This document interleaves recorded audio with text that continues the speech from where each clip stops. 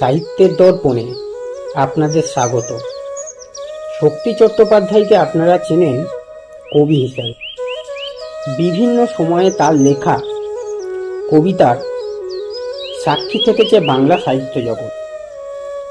আজ শুনবেন কবি শক্তি চট্টোপাধ্যায়ের লেখা একটি গল্প আলো জ্বালিয়ে দিয়েছিল।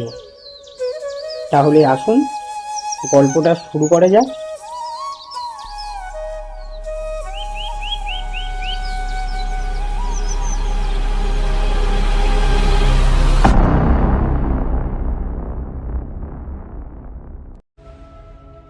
সরাসরি ভূত দেখার দুর্ভাগ্য আমার না থাকলেও আমি ভূতে ভয় পাই।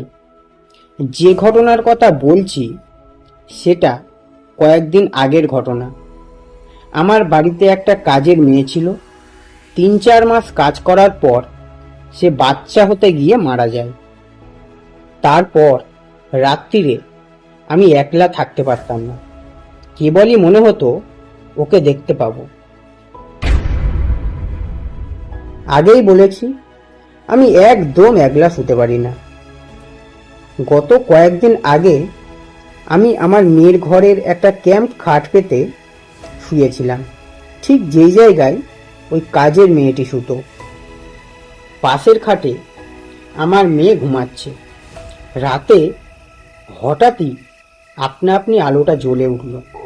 আমার মনে হতে লাগলো আমি ছাড়া এই ঘরে যেন অন্য কেউ আছে।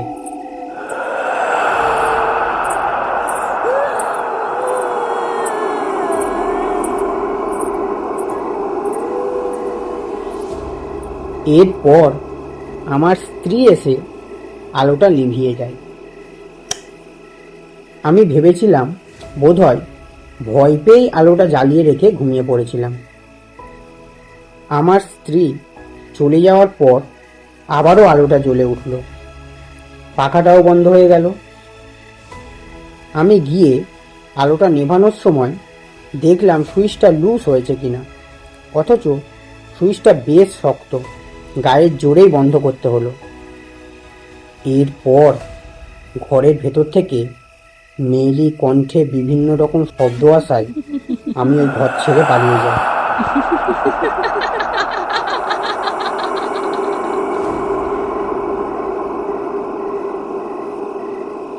আমার বিশ্বাস ওই মেয়েটির আত্মা বা ভূত যাই বলি না কেন, সে ওই সময় ওই জায়গাতেই ছিল।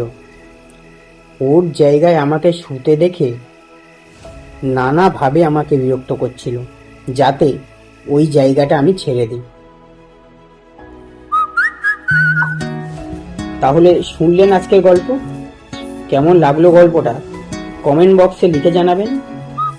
যদি ভালো লাগে তাহলে সাবস্ক্রাইব করে আমাদের পাশেই থাকবেন। আজ তাহলে আসি, দেখা হবে আবার কোনো নতুন গল্পে।